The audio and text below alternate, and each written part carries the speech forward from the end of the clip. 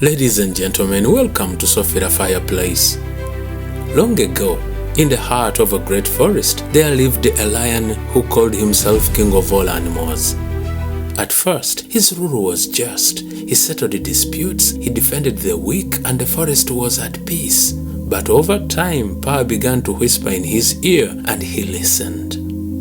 He grew proud, and pride, as the elders say, is the fever that blinds kings. One day, the lion gathered all animals and roared, "From today onward, every creature shall bring me food. I'm the king, and my belly must never know hunger. I'm to stay your king forever, and when I go, my son will become king, whether you like it or not. You question my power, you die, or worse." Fear filled the forest. Every sunrise, the animals came bringing food and game. The lion ate until he slept, while others starved. No one dared to speak. Everything in the forest belonged to the lion. My trees, my water, my animals, my. But one small creature, the hare, had had enough. The hare was tiny but wise. He said to himself, "Why feed the tyrant? If the strong rule by fear, then the wise must rule by thought." So the hare went to a deep well in the forest. He looked down and saw his reflection. Then he ran to the lion's den, panting and shaking. "Your Majesty," he cried, "a stranger has come, another lion. He calls himself king of the jungle and awaits by the well to take your throne." "Who?" The lion's mane shook with rage. "Another lion? Who dares challenge me in my own kingdom?" He stormed through the forest, roaring, shaking the trees. When he reached the well, the hare pointed. "There he is, Your Majesty, mocking you from below." The lion leaned over the well and saw another lion, proud, fierce, staring back at him. He roared. The reflection roared back. He bared his teeth. The reflection did the same. Blinded by anger, the lion shouted, "Come out and fight me!" But the reflection stayed put. Furious, the lion leapt into the well, teeth bared, and was swallowed by the water. The forest grew quiet. The tyrant was gone.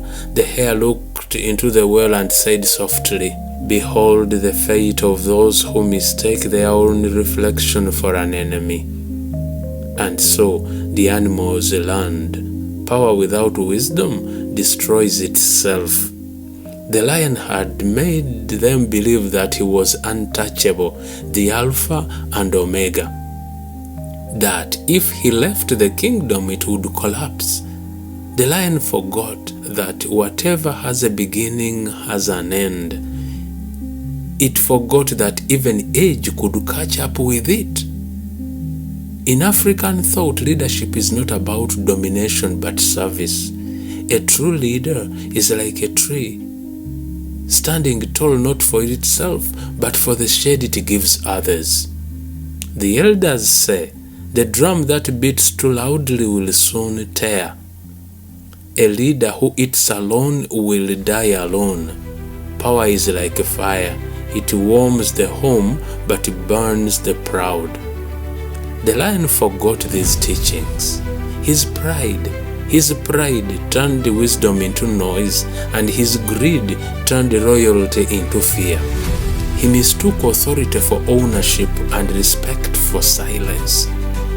African wisdom warns that when the ear stops listening to the cries of the people, the heart becomes deaf to truth. That is when the throne becomes a cage and the ruler his own prisoner. So, the lion's fall is not just a tale for animals, it is a mirror for humans.